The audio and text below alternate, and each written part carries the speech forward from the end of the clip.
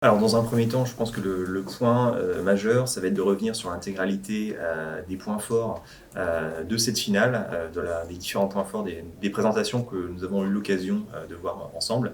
Je pense que déjà la première impression et tout le monde est d'accord, en tout cas chez Mattel pour le dire, c'est de revenir vraiment sur le côté très professionnel.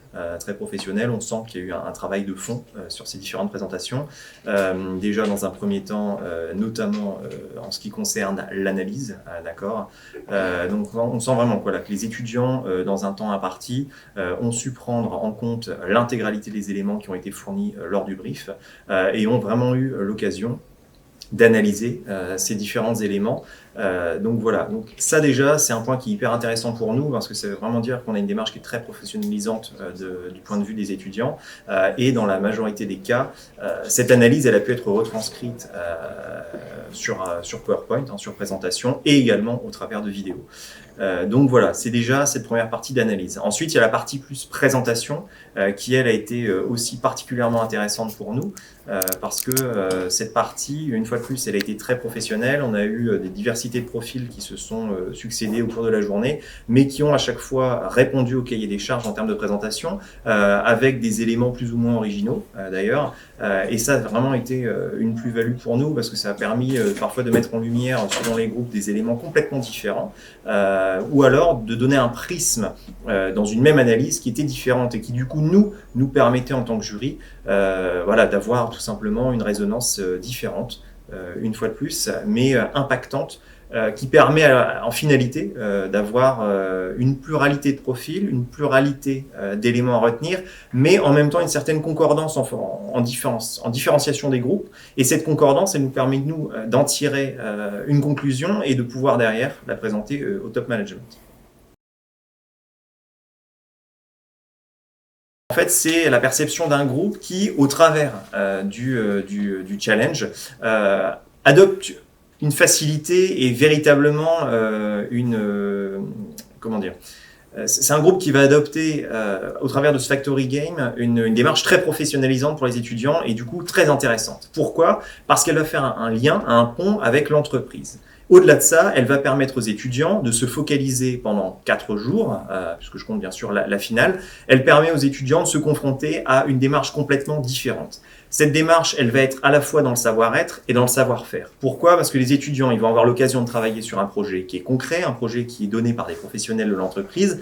Du coup, de travailler là-dessus, de se forger voilà, des armes en faisant une analyse, en tirant des recommandations et à le présenter à un public qui va derrière avoir des questions particulièrement techniques et qui va du coup pouvoir creuser.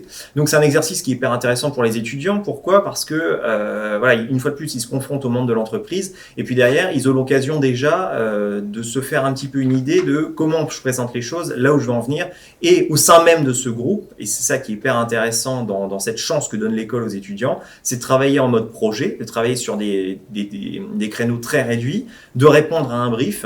Et du coup, en 3 jours, quand même, ce qu'il faut retenir, et ce qu'on retient nous en tant que jury, c'est que les étudiants, voilà, c'est un vrai challenge, quoi. C'est-à-dire qu'ils sont dans une équipe, ils se connaissent pas forcément, il faut qu'ils apprennent à se connaître, il faut qu'ils apprennent à travailler ensemble, il y a une pluralité de profils, il faut qu'ils saisissent l'intégralité d'un brief, qui est quand même hyper important, que derrière, ils arrivent à, en un temps réduit, nous emmener au travers d'un chemin.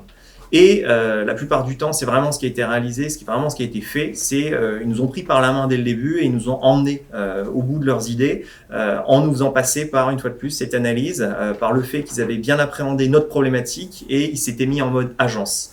Et on a vraiment, une fois de plus, des étudiants qui sont dans une démarche très professionnelle. Pourquoi ? Parce qu'à l'issue de ces présentations, on sait ce sur quoi ils ont travaillé, on sait là où ils ont envie de nous emmener, et ils arrivent souvent avec un projet qui est très concret, qui est mené à bout, et qui, nous, en tant qu'entreprise, nous permet, en l'espace de 10 minutes, un quart d'heure, d'avoir une idée globale sur voilà, les attendus et ce qu'on peut mettre en place par la suite.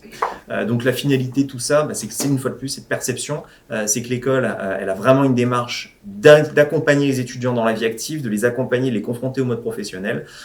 Et ça, du coup, sur les différentes années d'enseignement, ça leur permet de vraiment tirer leçon de tous les apports théoriques qu'ils vont pouvoir obtenir en cours, donc toutes ces compétences très théoriques, une fois de plus, donc ce savoir-être notamment.